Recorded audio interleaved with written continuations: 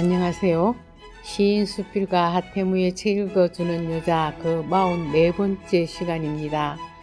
오늘은 청룡의 해 제일 첫 주일 금요일입니다. 오늘 소개드릴 시조 시인 한분옥님은 김해에서 출생하여 울산에서 오래 거주하고 있는 오래된 시조 시인입니다. 2004년 시조문학 시조로 등단하고 1987년 예술계 문화예술 비평상에 당선되었습니다. 2006년 서울신문 신춘문예 시조 당선, 좋은시 시조문학상 다수, 외솔 시조문학상 운영위원장, 시조정신 편집주관 및 발행인이기도 합니다. 저서로 18권이나 낸 아주 역동적인 시인입니다. 오로라 핑크색을 좋아합니다. 오늘 소개드릴 시조는 꽃대 밀어 올리고 라는 시조입니다. 꽃대 밀어 올리고 한분옥. 꽃이란 꽃 다 피었다 잠들지 못한 지난밤. 겨울이 떠난 자리 폭죽 터지듯 그렇게 봄날도 쉬 가고 말리 몸은 달아오르는데 나보다 앞장서서 걸어가는 내 그림자 무엇이 그리 바쁠까 쉬어가도 괜찮지. 오늘을 탈탈 털어도 먼지 하나 없겠다. 괭이 눈 소루쟁이 줄줄이 늘어서고 그렇게 사는 거야. 꽃대 밀어 올리고 연두빛 여린 잎새도 도둑 소다기도 한때. 시인은 그의 인생을 시로 말합니다. 달콤한 맛이 다하면 새콤한 맛이 돌고 나오는 과일과도 같은 우리의 일상이라고 합니다. 아득하여 비어있는 현실을 한계가 없는 세상. 우리는 자신의 의지와는 상관없이 태어났습니다. 태어날 때 자유인이었듯이 그 누구에게도 그 무엇에도 얽매이지 않는 방랑의 인생을 꿈꾸지 말라는 법은 없습니다. 시인은 이런 말로 자신의 시를 말합니다.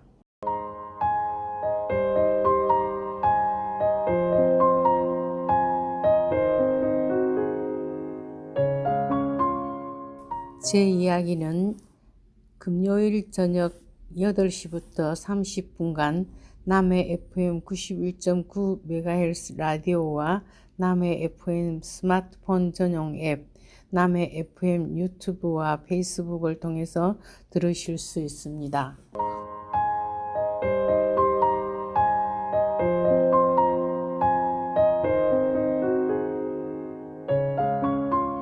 오래된 미래 라다크에 왔습니다. 오래된 미래에는 환경운동가인 헬레나 노르베리 호지의 관점에서 인도 북부에 위치한 라다크 전통의 소개와 그 파괴의 과정, 다시 회복하기 위한 가능성과 방법 등을 차례로 다룹니다. 그럼으로써 인류 모두에게도 가능하고 앞으로도 지속될 수 있는 미래가 분명히 있으며 그것은 전 지구가 생태적 다양성을 회복하는 일이라는 결론에 도달한 그의 모색의 과정을 보여줍니다. 저자인 헬레나 노르베리 호지는 스웨덴 출신의 언어학자이자 환경운동가입니다. 원래 런던 대학교의 언어학 전공 학생이었던 헬레나는 1970년대 중반에 학위 논문을 쓰기 위해 라다크를 방문했습니다. 그는 라다크의 현지 조사 과정에서 라다크 특유의 온화한 가족 공동체와 유대 관계가 그들의 삶의 방식에 큰 영향을 끼쳤음을 알게 됩니다. 헬레나가 처음 접한 라다크는 사실상 황량한 황무지에 가까웠습니다. 문화적으로도 티베트에 속하는 라다크는 흔히 작은 티베트라고도 불립니다. 대승불교가 주된 종교이고 다다이 라마가 정신적 지도자입니다. 라다크를 크게 지배하는 것은 계절인데 여름에는 너무 뜨겁고 겨울에는 온도가 영하 40도까지 내려가며 비는 드뭅니다. 이처럼 황량한 지역에서 놀라운 점은 그 안에서 사람들이 땅과 유대 관계를 맺고 물길을 섬세하게 관리하며 각자 혹은 서로 협력하고 공생하며 아주 잘 살고 있다는 것입니다. 그 바탕에는 정서적으로 안정된 가족 공동체가 있습니다. 그들은 경작할 수 있는 만큼인 땅을 소유합니다. 공동체를 중심으로 서로 친밀한 여러 작은 공동체들은 거의 완전하게 자급자족을 이루며 서로를 배려하며 살아갑니다. 안정된 공동체는 개인에게 유대감과 안정감을 제공합니다. 이런 공동체는 성숙하고 균형 잡힌 개인들을 만들어내고 그들은 산업사회의 우리보다 훨씬 편안하고 대범합니다. 이러한 라다크에서 저자는 미래에 지향해야 할 아주 건강한 삶의 방식을 봅니다. 우리를 서로 연결해 주는 힘들이 모여 건강한 사회를 형성할 수 있으며 그런 사회는 우리 자신과 지구를 치유할 수 있다는 미래의 가능성을 본 것입니다.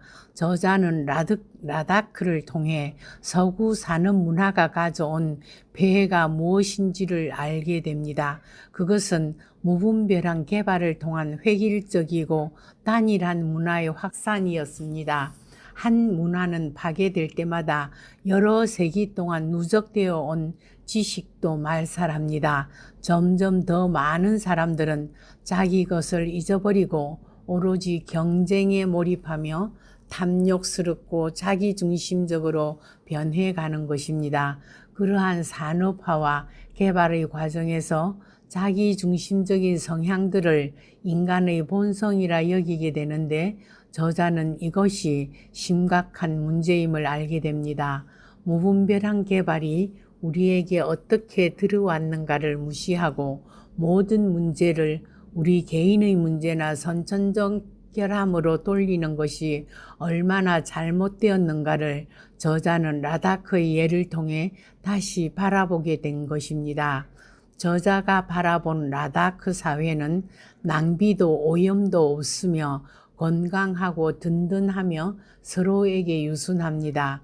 그들은 자급자족을 하기 때문에 땅과 분리되지 않았습니다. 그런데 그 사회가 현대화의 압력 아래서 붕괴되기 시작하고 사람들이 각자 자기에게서 분리되는 과정을 저자는 지켜보고 있습니다. 그리고 문화가 개인을 형성하는데 결정적인 역할을 한다는 결론을 내리게 된 것입니다. 저자는 라다크의 공동체 사회를 조명함으로써 현대인들이 현대사회의 문제점을 직시하고 지속 가능한 미래의 대안을 실은 오래 전부터 이미 존재하고 있었음을 깨닫게 되기를 희망합니다. 저는 이 라다크에 와서 여러 가지를 생각하게 됩니다. 우선 라다크에 온 이유를 읽어보겠습니다.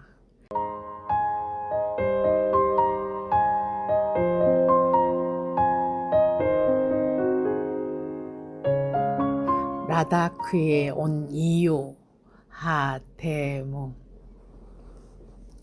히말라야의 준봉은 6월 중순 낫달을 머리에 이고 아직도 씩씩한 백마처럼 하얗게 달리고 있다.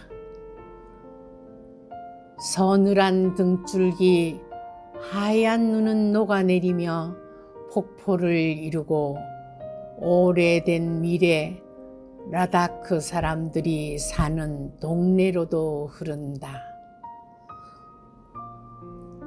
느리게 가는 시간을 하염없이 갈고 닦아 곡식도 채소도 키우고 아름다운 꽃을 피우며 생존의 일상을 메꾸어 가는 곳.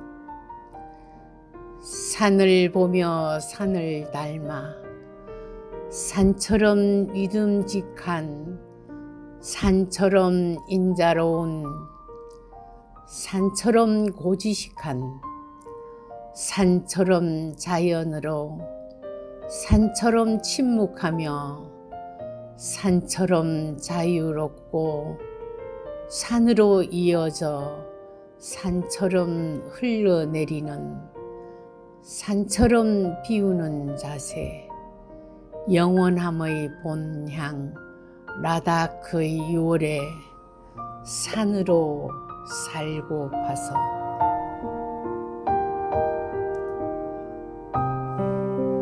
라다크의 첫날 밤은 상현달이 떴습니다.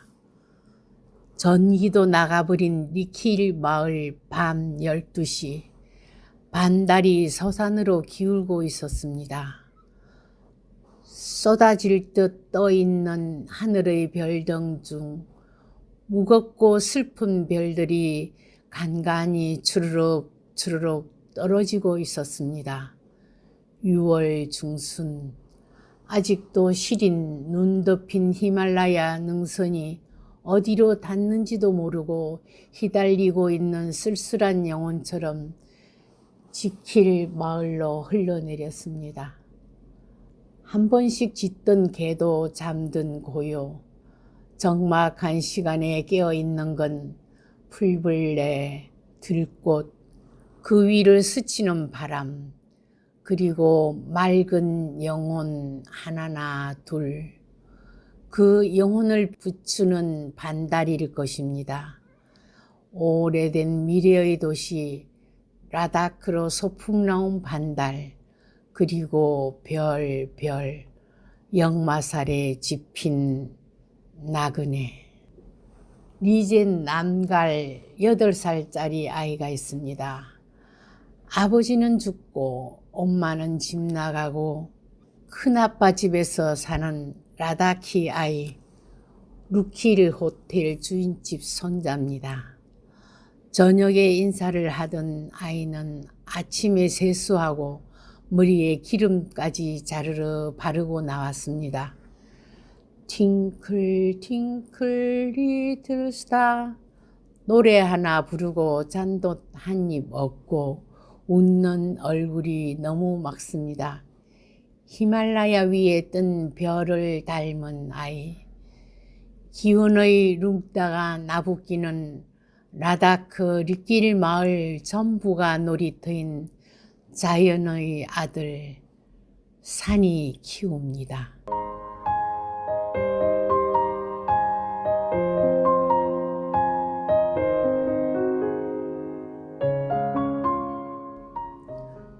루킬 호텔에 송아지가 있습니다. 아침에 아기 울음 울듯 엄매 엄매 송아지가 웁니다. 왕언니 김여사는 인정이 많아 내 엄마는 어디 있니? 배가 등짝에 붙었구나. 이 선배도 덩달아 왜 여기 있니? 아침밥도 못 먹었니? 금세 풀잎을 뜯어온 아저씨 한 분, 염소인 줄 알았는데 낮은 소리로 엄매 웁니다. 색깔이 검어서 염소인 줄 알았다. 참, 염소는 더 높은 소리로 매매 짧게 울지. 울림이 깊은 소리로 엄매 슬피 우는 라다키의 슬픈 송아지. 호텔의 안주인이 아기 안듯 송아지를 안고 안으로 들어갑니다. 히말라야의 아침이 열립니다. 알치로 가는 길에 만난 세 할머니. 1. 달나라 야마유르 겔루파 사원으로 가는 길에 할머니 한 분이 길에 앉아 마니차를 돌립니다. 물이 빠져나간 자리에 사람이 들어가 사원을 짓고 집을 짓고 살아간 동네. 잠자는 시간 같은 오래된 사원의 동네에 사는 할머니. 누더기 옷 속에 그녀의 삶이 보입니다. 환생하면 더 좋은 모습으로 태어나겠지. 빙빙 빠르게 도는 만이차. 2. 내려오는 길에 등짐을 진 할머니 한 분을 만납니다. 손에는 염주를 들고 화려한 목걸이를 하고 있습니다. 두 갈래로 딴 헝클어진 머리채. 루피 루피. 배고픈 소녀의 눈은 애절합니다. 손에 쥐어주는 얄팍한 지전 한 잎이 무슨 의미란 말입니까? 사진 한 장 누르니 또 루피 루피 합니다. 3. 달나라 야마유르에서 내려와 차를 마시며 쉬던 드라스 지방. 목화를 따다가 소음을 빼내고 실을 골라내는 작업을 하는 할머니. 말린 과일도 팔고 있습니다.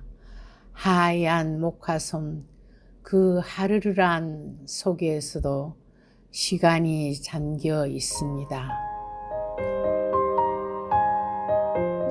알치의 골목길, 사원 안을 카메라에 못 담는 대신 오랜 시간 동네를 돕니다. 할머니 한 분이 마니차를 돌리면서 사원 부근을 걷습니다. 카메라 앞에서 정면을 바라보던 다른 할머니와는 달리 골목으로 얼른 숨어버리는 모습. 무엇에 대한 부끄러움일까요? 5. 리킬 마을의 루킬 호탱 사장 어머니. 죽은 아들이 남긴 가슴 아픈 손자. 리진 남가를 돌보면서 사는 할머니. 손님이 많아야 2개월. 딴 나라 사람 보는 재미로 산다는 아들을 앞세운 한많은 할머니. 텐친 헨지 가이드는 착합니다. 29의 그는 티베트 불교 공부를 7년이나 하던 청년이랍니다. 프랑스 유학파입니다. 곰파들을 탐방할 때 유창하게 흘러나오는, 그리고 진지하고 엄숙한 태도, 해박한 그의 선지식은 놀랄만 하였으나 그는 파괴를 하고 속세로 돌아와 여행업을 하고 싶은 꿈을 가졌습니다. 집이 레 시내에 있다는 그는 뭐든 도와주고 싶어 레 시내의 기념품 집으로 스리나가르 달 호수의 야경을, 카르길의 밤, 무슬림의 금주 지역에서 맥주를 구해다 준 열성파 가이드입니다. 카메라 앞에 서면 영락 없는 12살짜리 선 머스마입니다. 알치 공파로 갔습니다. 풀 한 폭이 없는 산이지만 산새도 다양하고 색깔도 다양하게 나타나는 웅장한 산들을 구경하느라 잠시도 눈을 뗄 수가 없습니다. 티베트의 카일라스에서 발원하여 카슈미르를 거쳐 라다크를 횡단하는 인더서강도 만나고 11세기에 링첸 장포가 인도에서 돌아오던 길에 세웠다는 알치 곰파에 옵니다. 이곳은 세계에서 가장 보존이 잘 되어 있다는 불교 탱화로 유명한 사찰입니다. 2층 높이의 붓다 좌상과 입상, 그리고 사면벽에 정교하게 그려놓은 여러 가지 만다라는, 과연 이것이 1000년 전에 그린 탱화인가 하고 의심을 할 정도로 보존 상태가 극히 양호합니다. 불빛의 벽화가 퇴색되는 것을 막기 위해 2개의 촛불만 켜놓은 본전 내부는 어둑하니 암울한 느낌입니다. 천정으로 새는 빛만이 신비스럽습니다. 곰파가 있는 동네는 낯익은 감자밭, 오밀조밀한 골목길에 사람 사는 작은 마을이 있습니다. 조그마한 기념품 가게가 정겨운 곳입니다. 알치의 뜻은 이곳 말로 반응하다, 치, 무겁다 라는 뜻이라 합니다. 티베트의 왕 알타르마에게 세 아들이 있었습니다. 그 중 한 아들에게 알치 지역을 나누어 주었답니다. 인더스 강의 폭은 말로만 듣던 유명한 강이라 생각보다는 좁았지만 물살이 거세어 쉽게 건너지 못하는 강이라 합니다. 윗 동네에 사는 왕이 전쟁이 나서 아랫 동네 사람들을 아무리 불러 모으려 해도 인더스 강의 물소리가 너무 요란하여 아무도 반응하지 않았다 합니다. 그래서 이 동네의 이름을 알치라고 불렀다 합니다. 라마유르에서 린첸짱포 대사가 세웠다는 천년사찰 싱길라 강을 그냥 스친 때문으로 슌족 3층짜리 비로자나 만주수리 3개의 곰파로 되어 있는 알치 곰파는 꼼꼼히 볼 요량이었습니다. 린젠창포 대사는 티베트로 돌아가던 중 대사의 덕을 흠모한 많은 사람들이 알치에서 머물기를 희망하자 지팡이를 꽂아놓고 1년을 기다렸는데 지팡이에 싹이 나왔기 때문에 이곳에 오래 머무르며 법문을 베풀고 인도 경전을 번역하고 사원을 꾸몄다 합니다. 그가 직접 그린 프레스코화 만다라는 아직도 선명한 색상을 자랑합니다. 지금은 인도 정부의 고고학팀에 의해서 알치 곰파를 유지 보수하고 관리를 맡아 하고 있기 때문에 좋은 상태로 보존이 가능하다 합니다. 3층으로 된 슌족에는 인도 카슈미르 영향의 천불상과 고대 프로스코화가 그려져 있으며 관음상과 미륵불상, 문수보살 조각상에 그려진 그림, 특히 다리에 그려진 그림들이 아름답기로 유명합니다. 천정 위에 뚫어놓은 구멍으로 자연빛이 새어들어 그 빛은 부처님의 이마에 떨어지게 신비의 건축 기법이 있습니다. 린첸장포 대사가 카슈미르에서 배워온 기법이라고 합니다. 혼자 오신 명상가 김양고 씨는 정중하고 거룩한 자세로 향에다 불을 붙입니다. 그분의 가슴에 담긴 소망은 과연 무엇일까요? 사랑일까요? 돈일까요? 더 좋은 미래에 대하여 또는 자식을 위한 기도? 사람들은 누구나 궁극적으로는 혼자인데 사람에 대해 선입관 없이 날 것 자체로 보는 성향이 나의 성향 때문입니다. 그분이 어떤 직업을 갖고 어떤 일을 하며 어떤 지위에 있는가 보다는 그분이 우리와의 대화 중에 참 많은 걸 알고 있고 새벽마다 명상을 한 후에 오랜 시간 산책을 하고 그분의 성격이 참으로 원만하고 그리고 그분이 뭔가 쓸쓸해 보인다는 것. 그래서 그분이 진지하게 향불을 켜는 기도 제목이 무엇일까 잠깐 생각해 보았습니다. 알치 곰파를 보호하기 위해 실내 사진은 절대로 찍을 수 없다고 합니다.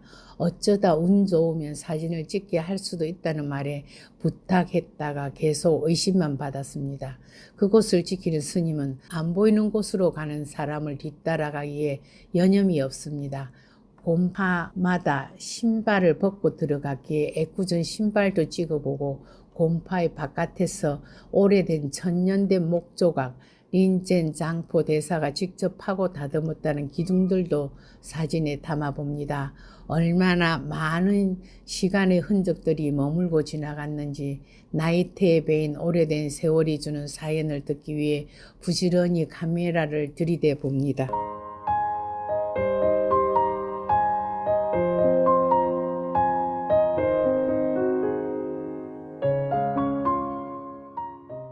들려드리는 노래는 메조소프라노 김청자님이 부른 내 고향으로 날 보내줘 미국 민요입니다. 잘 들어주세요.